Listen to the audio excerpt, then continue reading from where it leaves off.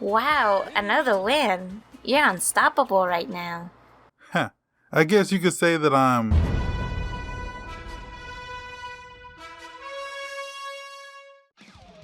What was that? What was what?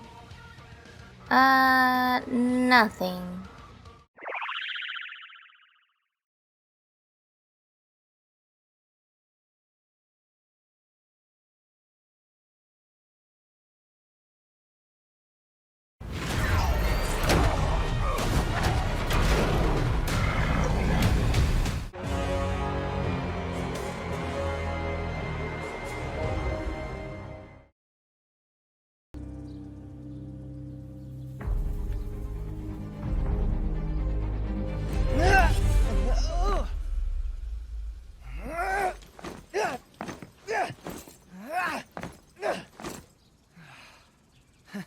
Morning.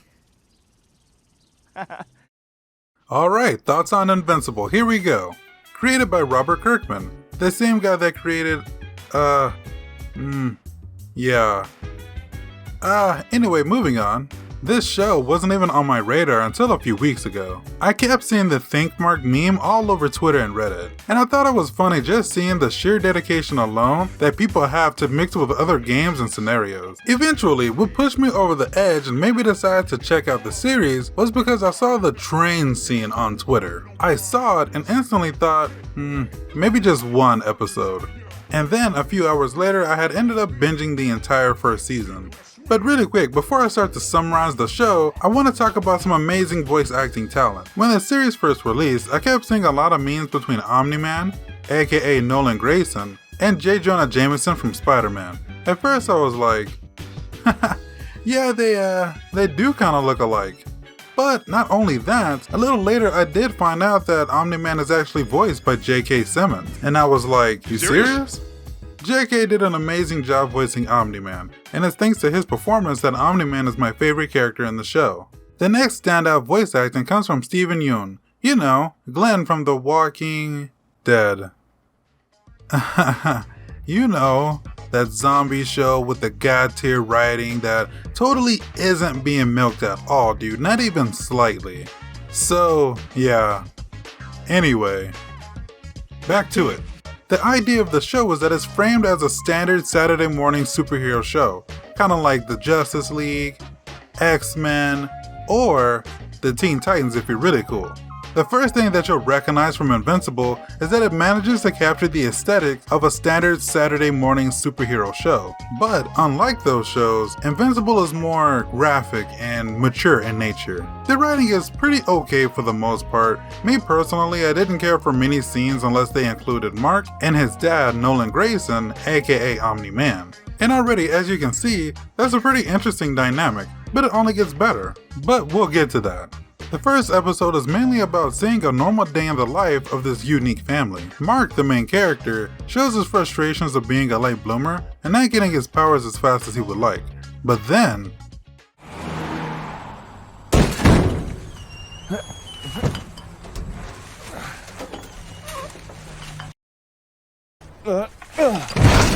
Close one.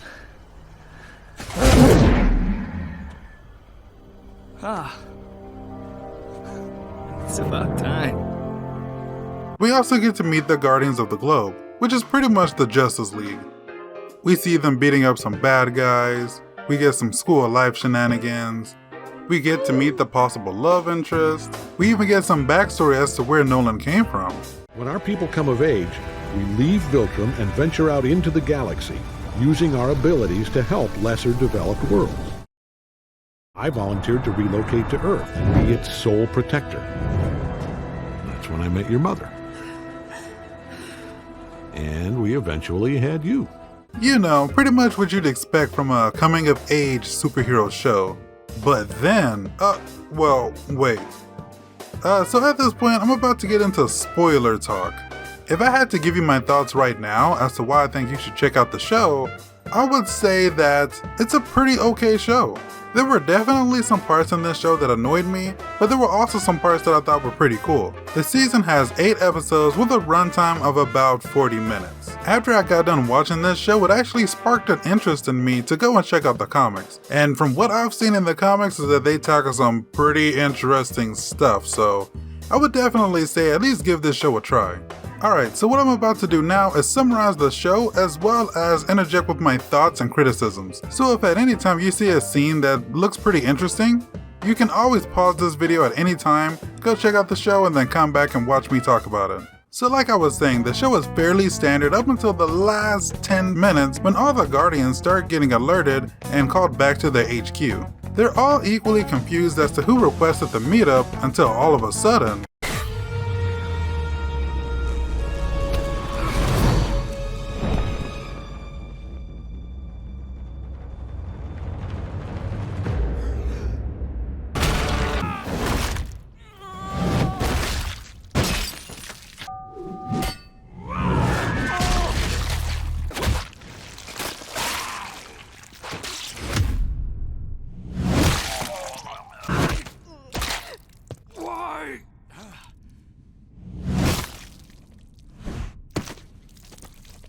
yeah, I told you it was gonna be graphic. When I first saw this episode, I was shocked, and this is what hooked me into watching the rest of the first season. I just had to find out why Omni-Man would do this. So the interesting thing is that earlier that day, Mark let his family know that he got his powers, to which he receives this response from Nolan. Guess who's finally getting his powers? Are you sure? Pretty sure. Threw a trash bag into space at work. Oh, that's great. Son, just great. If you're up for it, I'll make some time tomorrow for training. This is so exciting. Bright and early tomorrow, Mark. Make sure you get a good night's sleep. For sure. So obviously the Think Mark meme is everywhere. We all know that at some point that Nolan and Mark are gonna trade blows. So in my mind I was just trying to come up with theories as to why that would happen. And at this moment, after just finishing episode 1, I pretty much just had Nolan pegged as like a sociopath that doesn't care about life whatsoever. Because even in an earlier scene, he saves the soldiers with such a devil-may-care attitude. Take my hand! I had him. Okay, so really quick, this will be my last spoiler warning. If what you just saw seemed interesting or cool, then you may want to check out the series because there's more scenes just like this. So, just throwing it out there, fair warning. After this scene, Omni-Man collapses and falls into a coma. The other Guardians are lost and cannot be revived. We then meet Cecil Stedman, the leader of the Global Defense Agency. After talking for a brief moment, Cecil leaves after getting word of an alien invasion. Mark overhears and decides he needs to man up and take Nolan's place. While trying to save people from the attack, Mark runs into the teen team? Okay. He later puts 2 and 2 together and finds out that one of the members, Eve, goes to his high school. They do some chatting and leave school together while Amber just kinda watches in the background. Mark follows Eve to the Team Teen HQ where he finds out that Eve has a boyfriend, Rex. He's very annoying. Cecil reluctantly enlists the help of a demon detective named Damian Darkblood to see if he can find out what happened to the Guardians. 7 superheroes murdered. Strongest man on the planet almost dead. No suspects, no leads. How does he... I don't know. Demon magic or something. The aliens attack for the second time and are defeated, and then Nolan recovers from his coma and angrily demands that his suit be returned back to him. Go get it. Now.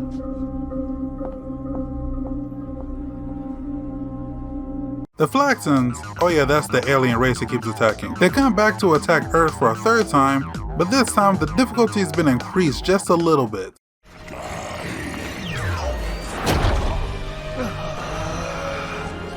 Are you okay, Mark?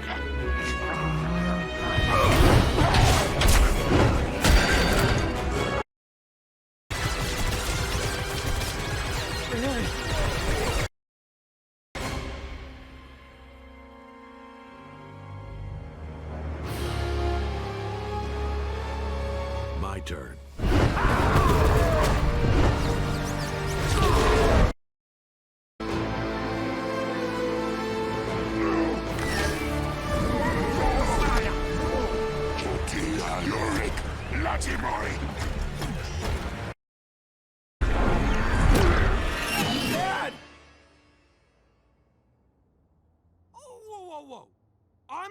Nolan's your dad?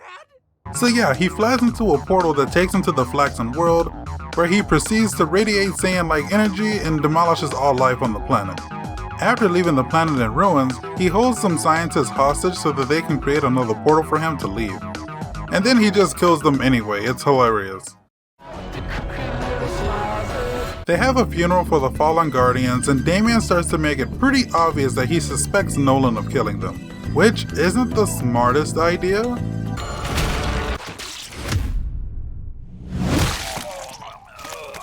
Eve later finds out that Rex is cheating on her with Duplicate. Well, 3 of Duplicate. I have so many questions, but for the sake of this video not getting demonetized, I'll stay quiet on this one. Anyway, Robot, the leader of the team, gets the okay to recruit the new Guardians of the Globe. So he holds a hero tryout where Rex gets beat up. Nice. Mark doesn't try out because Nolan won't allow him, stating that he wants to train Mark himself. At the end of it all, this is the new Guardians of the Globe. Not the most intimidating bunch, but hey, one of them is a former member of the original Guardians of the Globe team.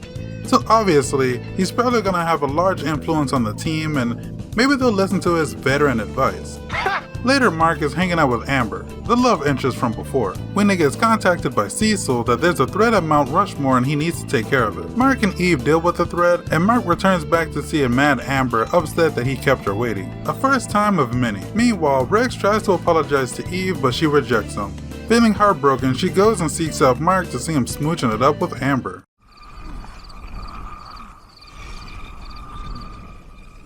Good for you, Mark. We then get a prison break scene with the villains from earlier, and it soon becomes obvious that someone's helping them escape. We have a benefactor, it seems. Dun dun dun! Turns out it's Robot. But why? Eventually, Debbie, Mark's mom, starts to get a little suspicious-rony about Nolan in regards to his cold responses when it comes to discussing the events that killed the Guardians of the Globe. Nolan and Debbie get into a brief argument until... Don't give me that shit. Don't you dare shush me.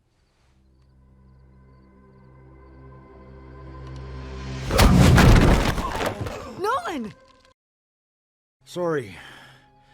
I meant to teleport to your front door, but this thing isn't exactly Swiss in its precision. I almost killed you. Yeah, I noticed. Didn't expect you on me so fast. Yeah, I'm a little jumpy. Maybe you can understand that. Why are you here, Cecil? Turns out Cecil needs someone to protect some astronauts as they attempt their first trip to Mars. Nolan declines, but Mark, fresh off his second date with Amber, decides he'll do it. So Mark goes to Mars. And then he comes back. Stuff happened on Mars, but I guess it's something that'll get sorted out in season 2, so who cares? While Mark is away, Nolan takes Debbie on a trip to Rome, where he convinces her to trust in him. Cecil thinks I had something to do with what happened to the Guardians. But you didn't. I'm the only survivor, and I'm not human. And Cecil's never liked me. You have to talk to him. I've tried. Nolan! Do you trust me, Debbie? There's a dragon behind you! Please, do you trust me? I trust you. You have no idea how much I needed to hear you say that. While Mark is on Mars, and Nolan and Debbie are in Rome, Damien snoops around the Grayson household, where he gets confronted by Cecil and his men. Cecil brings Damien back to the GDA HQ, where he informs Damien that he knows Nolan killed the Guardians, but he needs to know why Nolan killed the Guardians, and Damien is making that process much more difficult by raising Nolan's suspicions. So he banishes Damien back to hell.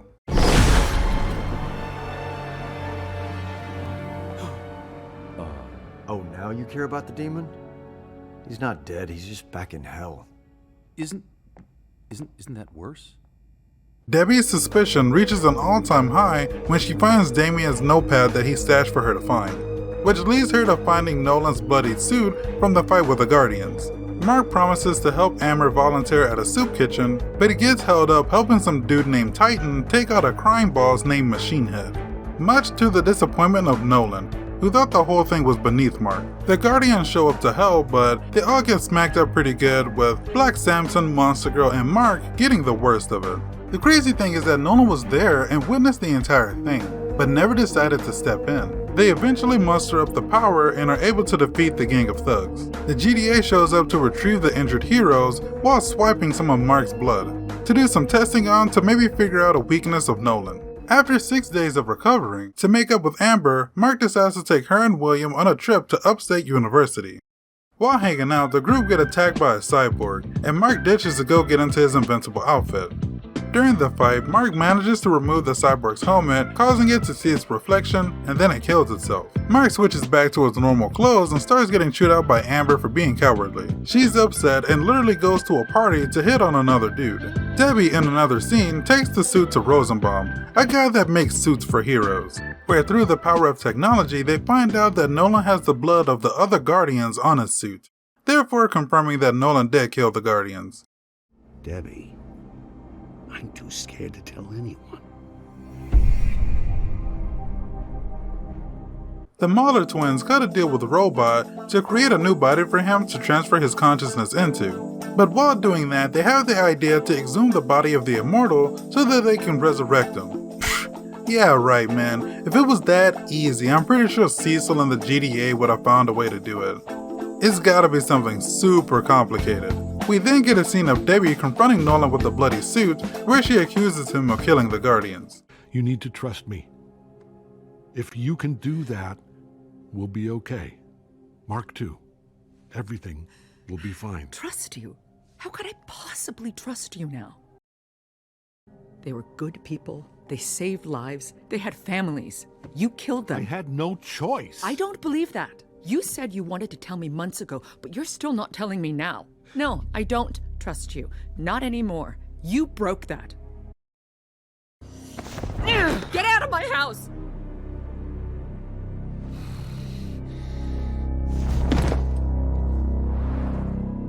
We'll talk later.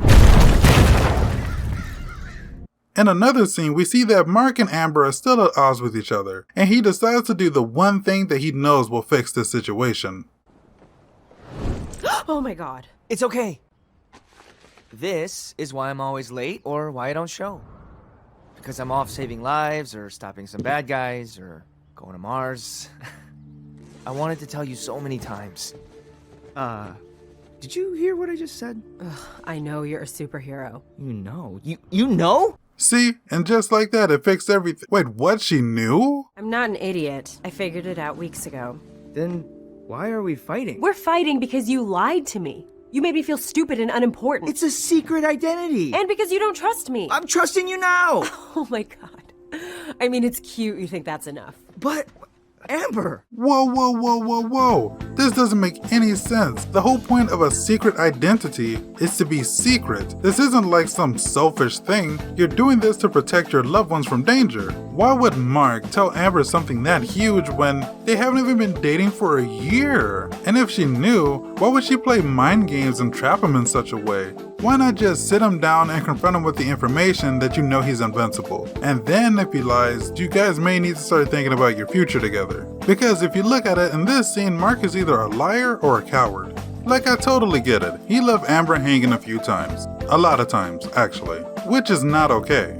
But keep in mind, when he was ditching, he was out there saving the planet, including saving the lives of those homeless people she cares so much about. Sorry, giving food out at a soup kitchen just doesn't compare. And not to mention, he's literally out there getting his chest caved in by Kimba the White Lion. If you ask me, I think he's earned a little credit and the chance to explain himself. Fly away, flyboy. Or take the stairs. I really don't give a shit. I'd like to be alone. Whatever, dude. At least the relationship's over. To be honest, I was never really a fan of it. The Guardians welcome back Monster Girl from the hospital. And apparently Black Samson got his powers back? Damn, that's pretty crazy. I can't wait to see what those powers are. In another scene, we see the big operation that transfers the consciousness of Robot, or should I say Rudy, to his cloned body of Rex. After that, he tries to arrest the Mahler twins but has to bail. Nolan returns home only to be ambushed by Cecil's men. Turns out Cecil had an entire spying operation set up just across the street. He then confronts regular-sized Rudy, Donald. Run now!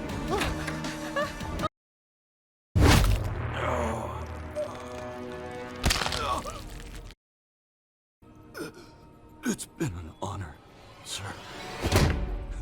Who are you talking to?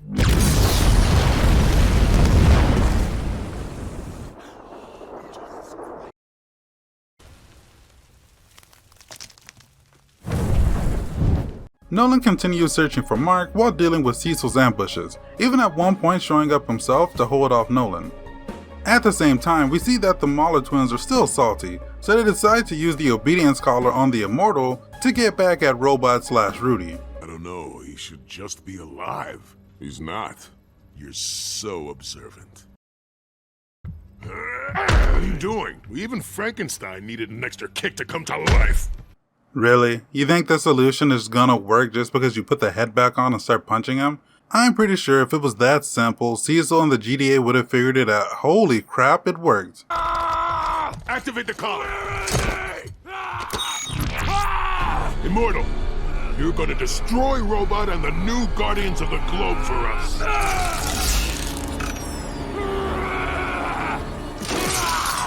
Uh-oh. Where is Omni-Man? Where is he? Nolan and Mark end up coming together and tag teaming to defeat a kaiju when the Immortal drops in. Nolan kills him again and Mark is shocked.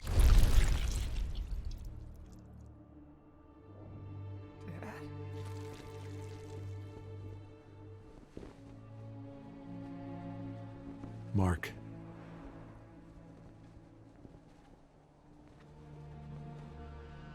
We need to talk. And then Nolan finally tells Mark the truth about the Viltrumites and why he really came to Earth.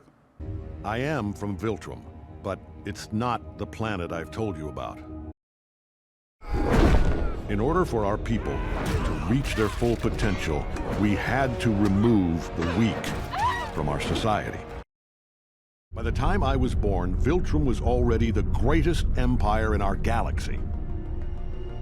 We decided to make it the only empire in our galaxy. I couldn't tell your mother why I was here. But that time's come to an end. Nolan tries to recruit Mark for the Viltrumite cause, but Mark rejects it, and is ready to defend the Earth from the Viltrumites and his dad. What ensues is one of the worst beatdowns I've ever seen. Mark can barely recover from any of Nolan's blows. Throughout the fight, civilians are killed either by Nolan or inadvertently by Mark himself. As the fight comes to a close, Mark is beaten to a pulp. With nothing in the way that could possibly stop Nolan, we are then shown this flashback.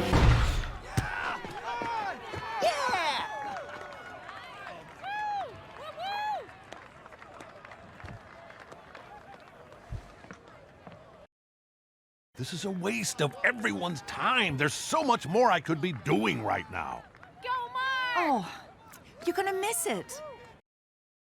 Look at Mark. Strike one. You and I, we made him. He's ours. When he feels joy, we feel joy. See that look on his face? How can you see that and not feel the same way?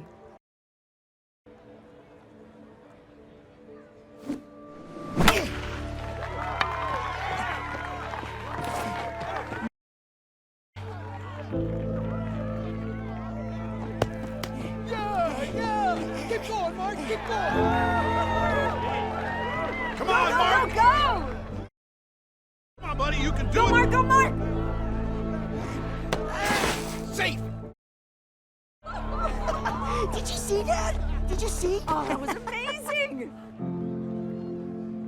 Yeah. Yeah, I saw.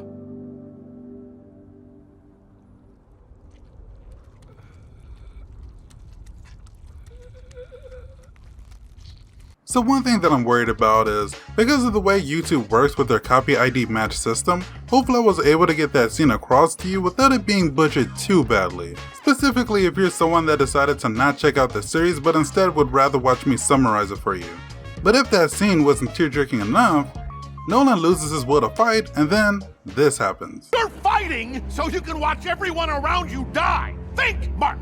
You'll outlast every fragile, insignificant being on this planet. Everyone and everything you know will be gone. What will you have after 500 years? You, Dad. I still have you.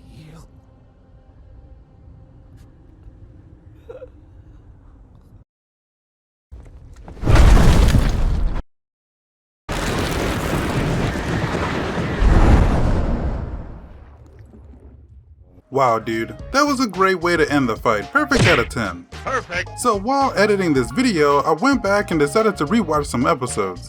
And I came across this scene back in episode 5. This scene takes place after Mark and the new Guardians get destroyed by Kemba. By the way, his name's not really Kemba, I'm just calling him Kemba because it's kind of a meme.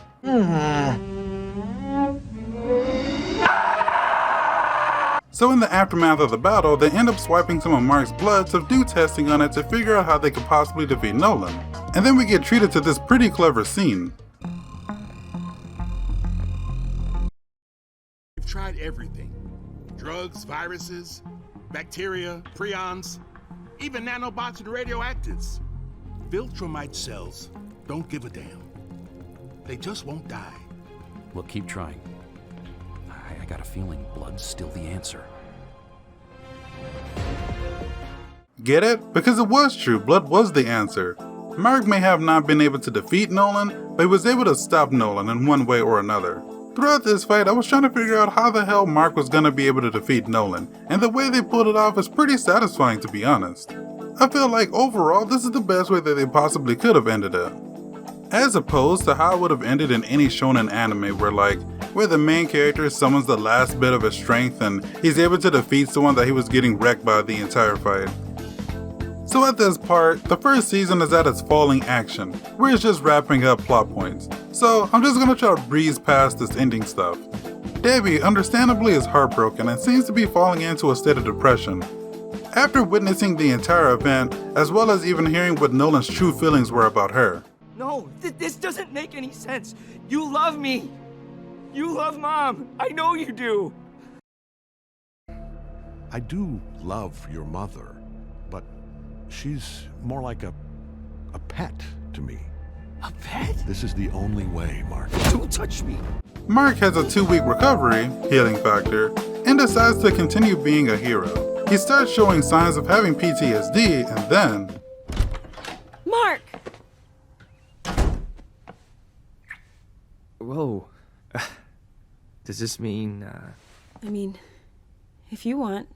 What?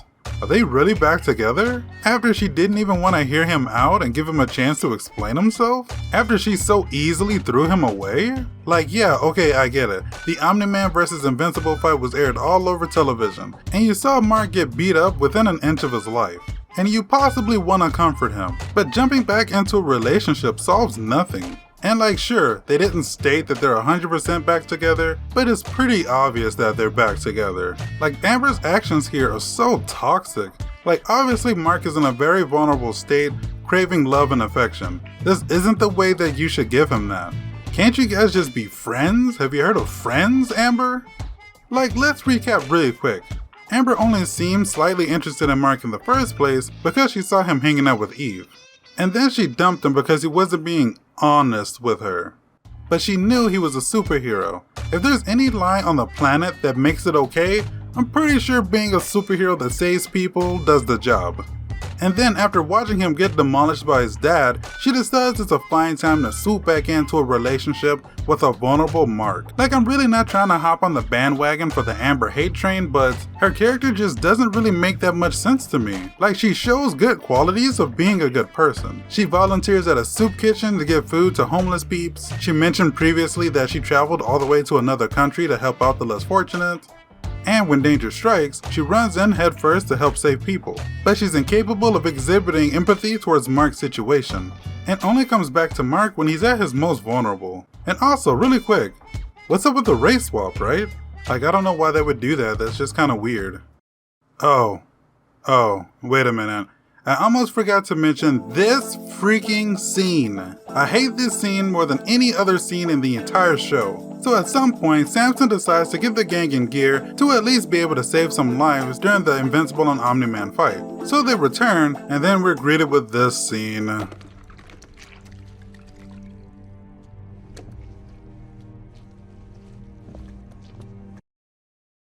We haven't earned it yet.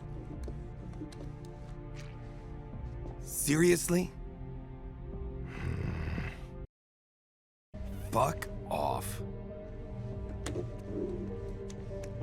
I said stop!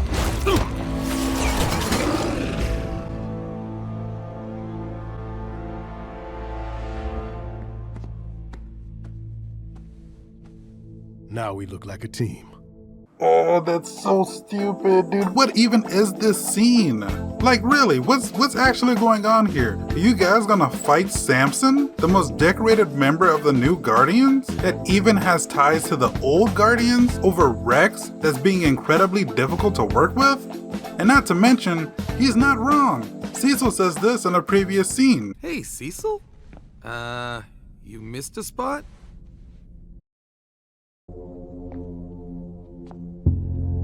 Left that one there as a reminder. And when you prove yourselves worthy of the heroes who came before you, it'll get cleaned off. Until then, stare at it whenever you think you're hot shit. Like, sure, I get it. You guys went out and saved some lives, and I guess did it as a team? Because we didn't see it? But it's not like you guys went out and dunked on Omni-Man yourselves. You guys still have a large amount of growth to obtain as heroes. There's always room for improvement when your adversary is someone like Omni-Man.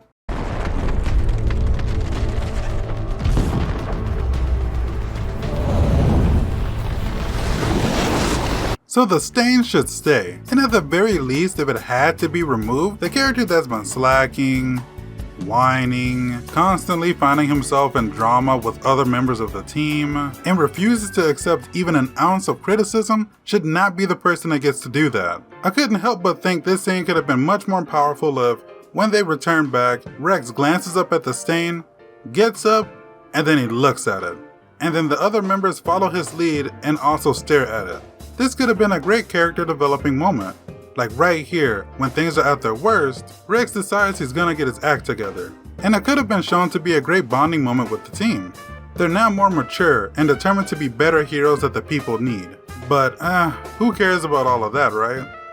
The only other possible scene rework that I can throw out there is that throughout the Mark and Nolan fight, if Nolan never actually took the lives of any humans. Instead that if any lives were lost, it happened inadvertently because of Mark. Just to really drive Nolan's point home about how incapable the humans are, and how much they really need the Viltrumite Empire. So yeah, that was Invincible Season 1. At this point in the video, this is where I'd give my closing thoughts on the show, as well as a rating. But moving forward with this new thoughts on style, I'd rather not dish out any ratings. Just because over time, the entire rating thing becomes a bit inconsistent. So yeah, closing thoughts. So I know I'm going against the grain with this next statement, but I find the show to be a bit of a mixed bag. Like overall, the show is pretty solid. But as I soon realized by bringing up plot points of the show, I didn't really care for much of it. My favorite part about Invincible Season 1, and the only reason why I'd really recommend the show, is for Mark and Nolan. When these two characters shared a screen together, it was a very interesting experience. Sadly, can't say the same for the other characters. I didn't care about Robot/Rudy's love story with Monster Girl, wasn't interested in Eve trying to find her new purpose after leaving the team, just meh on top of meh. But I did care about Nolan and Mark. If you ask me, their dynamic carried the show and made it all worth watching. Also, Nolan killed the old Guardians to weaken the Earth's defenses, so that he and Mark are the main source of Earth's power. So yeah, they weren't actually super obvious with it. I actually had to do some research and figure it out on my own, but yeah, just thought I'd throw it in. So yeah, pretty okay show. Interested me enough to go check out the comics. From what I've seen, I'm pretty sure Season 2 is gonna be a powerhouse for the series. Let me know what you guys think about Invincible in the comments down below. So yeah, see ya!